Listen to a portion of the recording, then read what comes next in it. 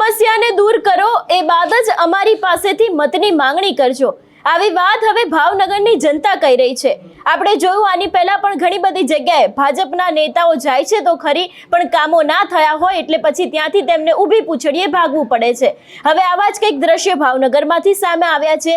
ભાવનગરમાં ભારતીય જનતા પાર્ટીના નેતાઓ પ્રચાર પ્રસાર કરવા માટે ગયા તો ખરી, પણ લોકોએ તેમનો એવો ઉધડો લીધો કે ભાજપના નેતાઓની પાસે આ વાતનો કોઈ જ જવાબ હતો નહીં। સમગ્ર મામલો શું છે તેની વિગતે વાત કરીએ। નમસ્કાર, હું હંસિની અને તમે જોઈ રહ્યા છો નિર્ભય ન્યૂઝ। ભાવનગર આમ તો કૃષિ મંત્રી જીતુ વાઘાણીનો ગઢ ગણાય છે। આપણે જોતા આવ્યા છે કે અત્યાર સુધીની જેટલી પણ પત્રકાર પરિષદો થાય છે એમાં જીતુ વાઘાણી અવારનવાર ભાવનગરને લઈને એવું કહી રહ્યા છે કે અમારું શહેર તો વિકસિત છે, પણ આ વિડીયો જીતુ વાઘાણીએ જોવો જોઈએ, કારણ કે ભાવનગરની જનતા એટલી બધી રોષે ભરાઈ છે કે નેતાઓ ત્યાં મત માંગવા પહોંચ્યા હતા અને આ જ નેતાઓનો ઉધડો સ્થાનિક લોકોએ લીધું છે। હું વાત કરી રહી છું ભાવનગરના માઠિયા રોડ ઉપર કુંભારવાડા શેરી નંબર 5માં, જ્યાં ભાજપના નગર સેવક અને સ્થાનિક લોકો વચ્ચે ગંભીર વિવાદ થયો છે। સ્થાનિક સ્વરાજની ચૂંટણીને લઈને ભાજપ નગર સેવકો પ્રચાર કરવા કુંભારવાડા વોર્ડ નંબર 3માં ગયા હતા, પરંતુ સ્થાનિકોએ તેમના દાવાઓને નકાર્યા અને એમની જ સામે પોતાનો વિરોધ વ્યક્ત કર્યો। કેટલાય વર્ષોથી રોડ નથી બન્યો, ડ્રેનેજ લાઈન નાખી છે પણ રોડ નથી, તેનો વિરોધ કર્યો। ભાજપના નગર સેવકોને સ્થાનિક લોકોએ કહ્યું કે પહેલા અમારી સમસ્યા દૂર કરો, પછી જ મત આપવામાં આવશે। એટલું જ નહીં, એ લોકો દ્વારા એવું પણ કહેવામાં આવ્યું કે અમે 4 થી 5 મહિનામાં આ કામ પતાવી દઈશું। એટલે ભાજપના નેતાઓને જ્યારે મતની ગરજ પડે છે ત્યારે લોકોના કામ થાય છે। ત્યાં સુધી લોકો શું કરી રહ્યા છે, તેમનું કેવું અત્યાર સુધીમાં તેમની કેવી સમસ્યા છે, દરેક વાત ઉપર ક્યાંક ભાજપના નેતાઓની નજર ના જતી હોય એવું લાગી રહ્યું છે। સૌથી પહેલા તો જે આખો આ વિવાદ સામે આવ્યો હતો કે જેમાં સ્થાનિક લોકોએ સવાલો કર્યા હતા, એ દરેક દ્રશ્ય ઉપર નજર કરીએ। બોલું ઓકે, આપનું નામ પહેલા? વસીનાબેન સુલતાનભાઈ કુરેશી। કયો વિસ્તાર છે બેન? કુંભારવાડા માઠિયા રોડ શેરી નંબર 5। શું અત્યારે થયું હતું પ્રશ્ન? હમણાં અમારા ભાજપ વાળા આવ્યા હતા, પાર્ટી વાળા। શું રોડ માટે ઓપ્શન મૂક્યો એને। આ છેલ્લા 3 વર્ષથી હેરાન થયા છીએ। આજે 6 થી 7 લાઈનમાં રોડ બની ગયેલો છે અમારે, પણ અમારે એક જ લાઈનમાં તકલીફ છે કે કાંઈ રોડમાં કાંઈ ધ્યાન આપતા નથી કાંઈ। એનું મારે શું કરવું એમ અમારે? આ વિસ્તારમાં જે આ શેરીમાં છે કેટલાક લોકો રહે છે અને કોણ કોણ રહે છે? વધારે અમારે કુંભાર છે, અમારે માટીનું કામ કરે છે અને ખાસ કરીને ચોમાસામાં બહુ તકલીફ રહે અમારે। ખાડા ખડિયા બહુ થઈ જાય, માણસો હાલતા પડી જાય। મારો ઘરવાળો ખુદ બિચારા પડી ગયો હાલતા હાલતા, ખબર છે ને તમને? પૂછવા જોગુબેનને ખ્યાલ છે। અને નગરા ખાડા અને ઢોળા કાંઈ કોઈ ધ્યાન નથી દોરાવતું છે। હું ચૂંટણીનું કામ આવે ત્યારે આ લોકો દર્શાવે અમને મત આપો, બસ એ મત લઈને હાલતા થઈ જાય। કોણ 5 નંબરની શહેરની, કોણ પબ્લિક, કાંઈ એવું આવે નહીં ધ્યાન દોરાવવાનું। મત આપવામાં ધ્યાન રાખો। 4 કોર્પોરેશન તમારે કોણ હતા ખ્યાલ છે? અમે તો મત દઈએ છીએ પણ અહીંયા અમારું કોઈ ધ્યાન નથી તો તેના ઘરે જાઓ તમે ફરિયાદો લઈને બધા ભેગા થઈને। બધા કોર્પોરેશનના બધાને અગાઉના કોર્પોરેટરો હતા એમને તમે કોઈને રજૂઆત કરી હતી? હા, કરી। કેટલી વાર રજૂઆત કરી? આ લગભગ 4 થી 5 વખત છે રજૂઆત। તી પહેલા ઓલી રેલી નીકળી તો આપણે ખાતે બધા પડી જાય ખાડામાં પાણી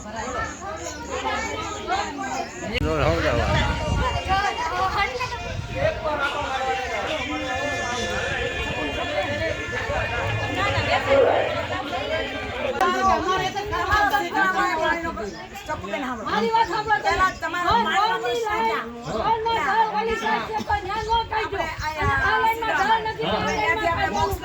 હા, કાંઈ વાંધો નહીં, એનું અમે લેખિતમાં લેશું કે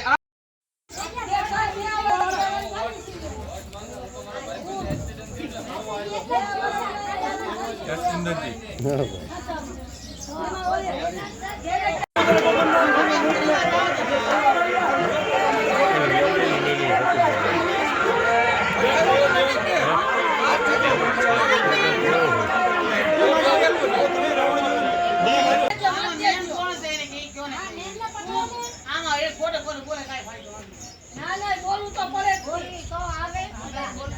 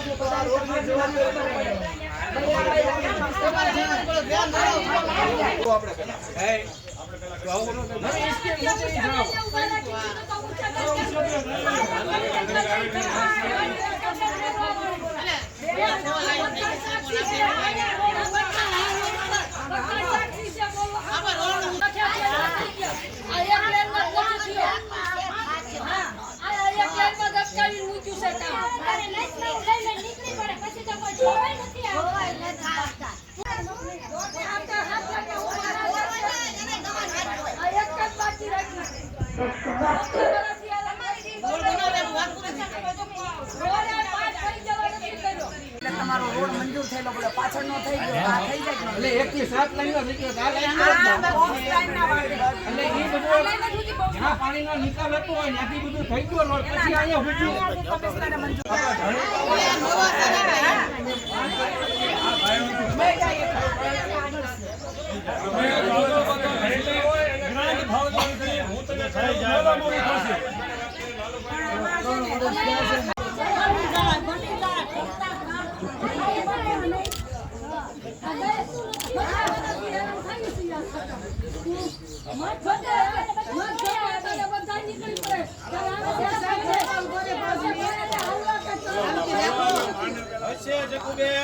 નાનો પાણી નિકાલ કેમ થઈ જાય છે અમે જોશું.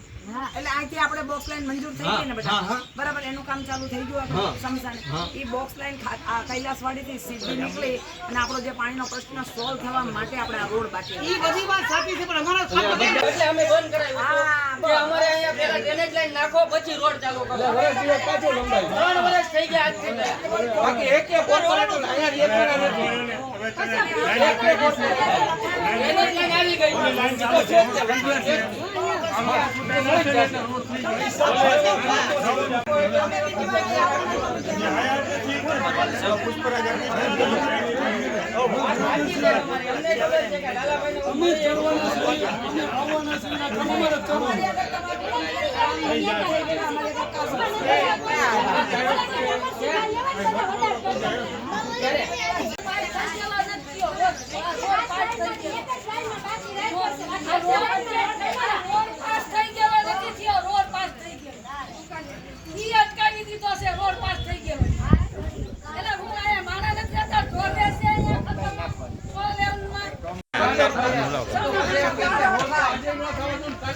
તમને ફોન કરું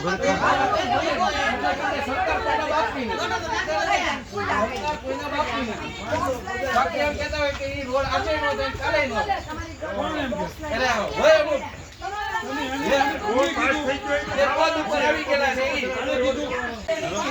મોટર લાઈન ચાલુ જ નથી આપણે.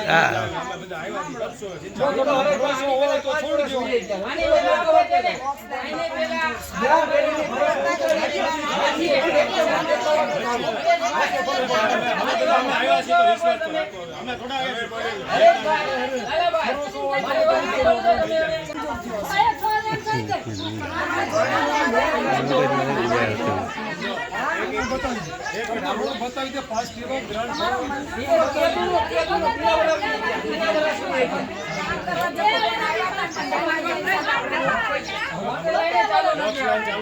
આ પહેલી એવી ઘટના ભાવનગરમાંથી નથી સામે આવી. આની પહેલા પણ ઘણા બધા એવા વિસ્તારો હતા કે જ્યાં ભાજપના નેતાઓ ગયા તો છે પણ પોતાનું અપમાન કરાવીને પાછા આવ્યા છે.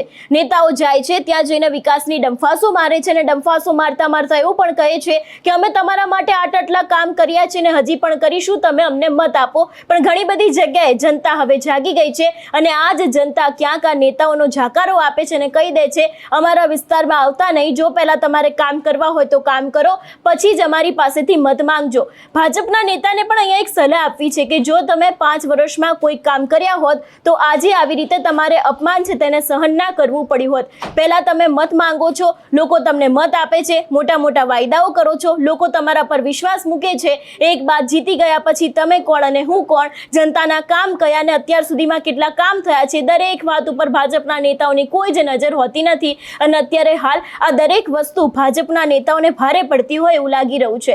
ભાવનગરમાં જે રીતે આખો વિવાદ સામે આવ્યો છે એને લઈને તમારું શું માનવું છે અમને કમેન્ટ કરીને ચોક્કસથી જણાવજો. તેની સાથે અમારી ચેનલ નિર્ભય ન્યૂઝને લાઇક, શેર અને સબસ્ક્રાઇબ કરવાનું ભૂલશો નહીં. નમસ્કાર.